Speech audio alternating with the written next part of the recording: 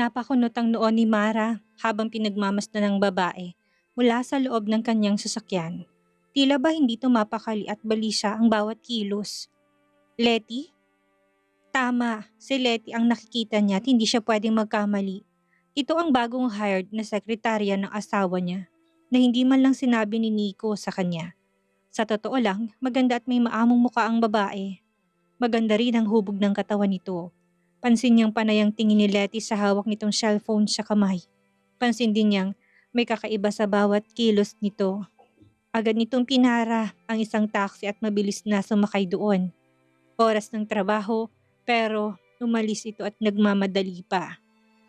Saan naman kaya ito pupunta? Ang alam niya, si Nico lang ang nagtungo sa hotel para i-meet ang isang businessman at hindi kasamang sekretarya. Hindi niya tuloy mapigilan ang hindi mag-isip ng tama. Kaya pagkaalis ng taxi sinasakyan ng babae ay mabilis niyang kinabig ang manibela ng kotse niya at walang pagdadalawang isip na sinundan ito. Hindi niya mapigilan ang kabahan habang sinusundan ng taxi na sinasakyan ni Letty. Lalo pat ang way nito ay papunta sa Del Fierro Grand Hotel.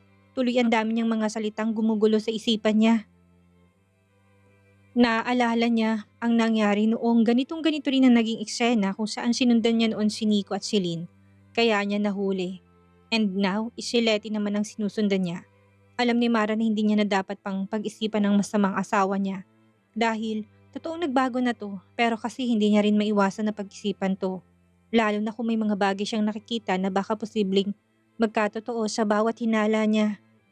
Dumistansya siya ng bahagya sa taxing sinasakyan nito. Pero natigilan siya nang malapit na sila sa hotel kung nasaan si Nico'y biglang lumikong sinasakyan nito. Nagtataka man ay patuloy pa rin niyang sinusundan ng taxi na lulan si Letty. Ilang minuto pa silang nasa kalsada nang humintong taxi sa tapat ng isang ospital. Kita niyang mabilis na bumaba mula doon si Letty at nagmamadaling pumasok sa loob ng ospital. Ano kayang gagawin niya rito? Bakit may pagmamadali ito tila balisa? Mabilisan niyang ipinark ang sasakyan niya sa parking area ng ospital at nagmamadaling lumabas ng hotel.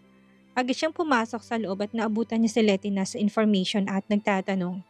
Pagkatapos ay umalis ang babae at muling naglakad kaya muli niya itong sinundan. Mabuti na lamang at marami-rami din ang tao kaya hindi na ito napansin na may sumusunod dito. Hanggang sa humintong babae sa tapat ng isang kwarto. Binuksan ito yun at pumasok sa loob. Kita niya na sinalubong to ng yakap ng isang ginang na medyo may katandaan na. Hindi kasi nakasaradang pinto kaya malaya niya na pagmasdan ng mga to. Naglakad pa siya palapit sa pinto para marinig ang mga to. Pansin niyang umiiyak ang matanda habang yakap-yakap nito si Letty. Nagmumukha tuloy siyang marites sa ginagawa niya hanggang sa marinig niyang boses ni Letty na nagsalita sa garalgal na boses. Kamusta na po si Tonton, Nay? Tanong ni Letty sa matandang babae na nanay ata nito. Napasulyap siya sa batang nakahiga sa hospital bed at natutulog. Nilapitan to ni Letty at hinaplos ang ulo ng bata habang umiiyak. Hindi namalay ni Mara na tumulong luha niya habang pinagmamasdan ng sekretarya na umiiyak habang kinakausap ang bata. Bigla rin tuloy siyang nakonsensya dahil sa maling akala niya dito. Magpagaling ka baby ko ha, para kapag magaling ka na palagi na tayong pupunta kay Javi at kakain ng paborito mong chicken joy. Masiglang wika ni Letty sa bata pero mababa ka sa boses nito ang labis na lungkot. Nay, aalis na po muna ulit ako. May trabaho pa po kasi ako. Sumaglit lang ako dito. Babalik din ako mamaya pagkatapos ng trabaho ko.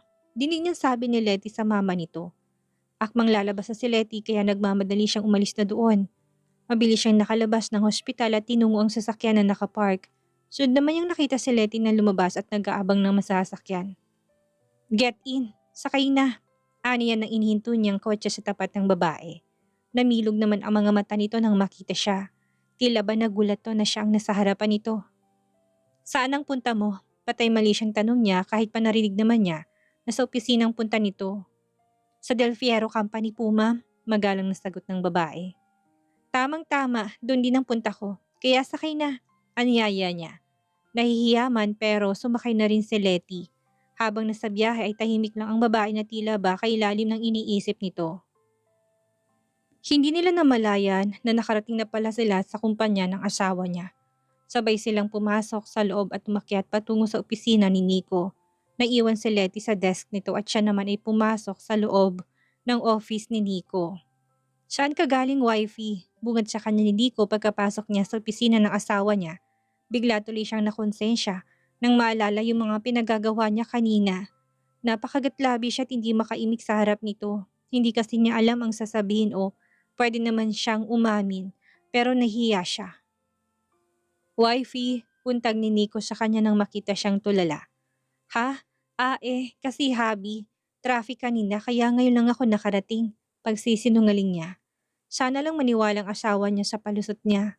Pero nakita niyang nakataas ang sulok ng labi nito at mariin siyang tinitigan. Mga titig na tila ba binabasa kung nagsasabi siya ng totoo o hindi. Syutik ka, Mara. Malilintikan ka talaga.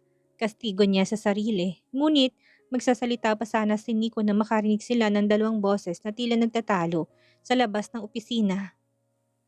Trabahong hanap ko kaya nandito ako, Norman. Naiyak na boses ni Letty ang malinaw na narinig nila nang lumabas silang mag-asawa sa opisina. Trabaho? Tsk! Sarkastikong sagot ni Norman, ang kaibigan ni Nico. Bakit? Ubus na bang perang hinutot mo sa akin kaya ka nagtatrabaho ngayon? Nanunuyang sabi ni Norman. Norman, makinig ka naman sa akin. Alam ng Diyos na hindi kita hinututan ng pera. Ikaw ang kusa nagbibigay ng pera sa akin. Kahit na ayaw kong tanggapin. Tapos itong isusumbat mo sa akin. Garalgal ng boses ni Letty. Hindi naman nakaimik si Norman at pansin niyang pananahimik nito. Kaya naman narinig niya ulit ang boses ni Letty na nagsalita. Oo, alam ko. Kasalanan ko na hindi kita sinipot noong araw ng kasalsana natin. Pero kasi Norman, nanay kong nasa bingit ng kamatayan ng araw na yon. Kaya hindi ako dumating sa'yo. Kaya pasensya ka na. Umiiyak na wika ni Letty. Hindi na nga nito napigilan ang pag-iyak, na-shock siya sa mga narinig niya. Hindi niya akalain na may nakaraan pala itong sekretarya ni Nico at ang kaibigan nito. Ngayon lang kasi napadpad ulit si Norman dito sa kumpanya dahil nasa ibang bansa ito ng ilang araw. Kaya ngayon lang din ito nakita si Letty. Napatingin siya kay Norman at nakita niyang madilim pa rin ang mukha nito. Pero nanatiling tahimik. Akmang lalapitan naman sana niya si Letty na bigla na lang itong tumakbo paalis. Mabilis itong sumakay sa elevator habang patuloy na nagpapahid ng luha sa pisngi. Bigla tuloy siyang nakaramdam ng awa sa babae. Pinagdudahan pa naman niya ito kanina at ang asawa niya. Kaya ngayon ay mas lalo siyang nakokonsensya. Bigla niyang naalala ang batang nasa ospital kung nagkaroon ng relasyon si Letty at Norman. Posible kayang napatakip siya sa bibig sa naisip niya. Paano nga ba kung totoo na anak pala ni Norman at Letty yung bata sa ospital? Balak pa sana niyang habulin si Letty pero hindi niya na nagawa. Dahil ang bilis ng kilos nito na bigla na lamang umalis. Si Norman naman ay mukhang Biyernes Santong mukha at kanina pa sa lubog ang mga kilay. Psst, Nico! Tawag pansin ni Mara sa asawa niya sabay kalabit sa braso nito habang nagmamaneho ng sasakyan. Sagot nito na diretsong tingin sa kalsada. What do you think, hubby? Aniya. About what? Maang natanong nito kahit pa na alam nitong ibig niyang sabihin. About Norman and Letty. May alam ka ba tungkol dito? Aniya. No, wala namang sinasabi ang gagong yun. May sikreto pala siyang tinatago. Actually, kahit ako nagulat din siya nalaman ko kanina. Isa pa, busy ako sa pagsuyo sa'yo noon. Kaya nawalan din ako ng oras sa mga kaibigan ko. Seryosong sagot ni Nico at bahagya siyang sinulyapan. Napakagatlabi naman siya sa narinig. Talagang naisingit pa nitong pagsuyo sa kanya noon. Pero Nico, tingin mo may anak na sila? Kasi nagdadalawang isip pa siya kung sasabihin ba ditong nakita niya kanina sa ospital. Ramdam niya binagala ni Nico ang pagmamaneho, sakto rin na nag-red light ang traffic. Kaya huminto sila sa gitna ng daan. Kasi kunot noong tanong ng asawa niya. Nahiya tuloy siyang sabihin ang totoo sa asawa niya dahil sa kalokohan niya kanina. Kasi habi kanina, after ng meeting sa school ng mga bata, dumiretso ako sa kumpanya. Then I received a message from you na nasa meeting ka pa sa hotel. Ani at napahinto. Parang nagdadalawang isip tuloy siya pero wala na simulan na niya kaya magkakwento na lang siya. And then, seryosong tanong ni Nico na bumaling ng tingin sa kanya. Pero agad nitong ibinalik ang tingin sa kalsada nang muling mag-green light. Huminga na muna siya ng malalim para muling magsalita. And then, nakita ko si Letty na nagmamadali habang palabas ng kumpanya kaya imbis na bumaba ako ng sasakyan para pumasok sa opisina, ay naisipan kong sundan siya. Napakagatlabing wika niya. Si Nico naman ay panakanakang sinusulyapan siya ng tingin habang nagmamaneho Nakakunot pang noon ito, tila ba nakukulangan pa sa kwento niya. Dahil lang nagmamadali si Letty na lumabas ng kumpanya, kaya mo siya sinundan? Tanong ng asawa niya na hindi pa kumbinsido. O baka naman kaya mo sinundan si Letty dahil nagdududa ka sa kanya na baka kumpuntahan niya. Tama ba? Dagdag pa ni Nico, kaya napapikit siya ng dahil natumbok nitong totoong dahilan niya. Silence means yes. Sabi pa ni Nico, narinig niya rin ang malalim na pagbuntong hininga nito. Kaya pala, hindi mo nabasa ang message ko na if gusto mo akong puntahan sa hotel ay okay lang. At para na rin maipakilala kita sa mga kamiting ko. Pero busy ka pala. Busy ka sa pagsunod sa hinala mo. Kaya pati ang tawag ko hindi mo nasagot. Share mo sa kanya ng asawa niya na wala na tuloy ang topic kay Letty kung hindi napunta na sa kanya. Kasalanan naman kasi talaga niya. Hindi na siya dapat na nagduda pa sa asawa niya dahil malaki na ang takot nito sa kanya. At mahal na mahal siya nito. Siya lang itong napapraning pa rin. I'm sorry, hubby, malambing niya sabi sa asawa. Pero hindi to sumagot at ni hindi rin siya tinapunan ng tingin. Nanatili lang ang tingin nito sa kalsada habang nagmamaneho. Patay ka, Mara, talagang nagtampo siya. Panisi ng utak niya. So, paano mo naman naisip na posibleng may anak nga sa Letty? Saan ka kumuha ng ideyang yan? Basag ni Nico matapos ang ilang minutong katahimikan sa pagitan nila. Hospital, tipid na sagot niya. Hospital, ulit naman ito. Yes, sinundan ko si Letty hanggang sa hospital at doon ko nakita isang batang lalaki na tinawag niyang Tonton. Tinawag niya rin tong baby ko. Kaya naisip ko na kung nagkaroon sila ng relasyon ni Norman, baka posibleng anak nilang batang yon. Pagkakwento niya sa asawa. Hindi naman nakaimik si Nico at pansin niyang napapaisip ito sa sinabi niya. Muli na namang namayani ang katahimikan sa loob ng sasakyan hanggang sa nakarating sila sa mansyon na natiling walang imik ang asawa niya. Nikolai POV. Pagdating sa mansyon na natili siyang tahimik, gustuhin man niyang pansinin ng asawa niya, ay pinigilan niyang sarili. Aaminin niya medyo nasaktan siya sa ginawa nito, sa kawalan ng tiwala sa kanya. Pero medyo lang naman, gusto nilang na maramdaman din ito na nasasaktan din siya. Pagkatapos niyang makipaglaro sa tatlong batay, dumiretso na siya sa mini office niya. Mamaya na siya papasok sa room nila ni Mara kapag tulog na ito. Wala naman siyang ginawa kundi tumunganga lang sa desk niya habang pinapanood sa CCTV camera ang asawa na nahiga na sa kama at handa ng matulog. Napapansin niya lang na ilang araw na itong palaging natutulog ng maaga. Maging sa opisina ay nakakatulog to. Palagi itong antukin at minsan kung ano-anong kinakain. Napapailing-iling siya saka tumayo. Pansin niya kasing nakatulog na ito kaagad. Dinaanan na muna niyang mga anak nila sa kwarto ng mga tot isa-isang hinalikan sa ulo habang mahimbing na natutulog. Saka naman siya dumiretso sa master's bedroom nakatabi ng silid ng mga bata. Sinunyapan niya si Mara na ngayon ay naghihilik na habang nakanganga pa. Kaya naman napangiti siya kahit pala tulog at nakanganga ng asawa niya ay maganda pa rin. Gandang nakaka-inlove at hindi nakakasawa. Nagtungo siya sa banyo para maglinis ng katawan. Hindi naman siya nagtagal at agad na inabot ang towel na nakasabi sa towel rack. Ngunit naagaw ng atensyon niya isang bagay na nakapatong sa ibabaw ng countertop. Pinakatitigan niya yun hanggang sa na-realize niya kung ano yun. Pregnancy test? Mahinang usal niya saka maingat na dinampot. Two red lines. Two red lines means positive. She's pregnant? Yes, my wife is pregnant. Sigaw niya't nagtatalon-talon pa sa loob ng banyo. Ngunit agad siyang natigilan at mabilis na sumilip sa labas dahil baka nagising ito sa ingay niya. Mabuti na lang at mahimbing pa rin ang tulog ng asawa niya at hindi nagising sa malakas niyang sigaw. Kaya pala, ito palang dahilan kung bakit pabago-bagong ng mood ang asawa niya. Pati ng pagiging maarte nito sa pagkain at palaging antukin. Buntis pala to sa magiging panibagong miyembro ng pamilya nila. Sobrang saya ng puso niya na mabilis na wala ang tampon niya dito. Para siyang tanga na hindi na yata makaitikom-tikom ang bibig niya na kanina pa nakangiti. Kinabukasan pagising ni Mari wala na sa tabi niya si Nico. Natulog siya kagabi nang wala pa ito sa room tapos ngayon gumising naman siyang wala rin ito sa tabi niya. Maaga siguro tong umalis at nagtungo sa opisina. Hindi na siya inintay pa. Napabuntong hininga siya saka bumangon sa higaan. Pumasok na muna siya sa banyo at inayos ang sarili niya. Hinaplos niya rin ang impis pang puson. 4 weeks pa lang siyang buntis. Bihira lang siyang nakakaramdam ng morning sickness. Hindi kagaya dati sa kambal na medyo masela ng pagbubuntis niya.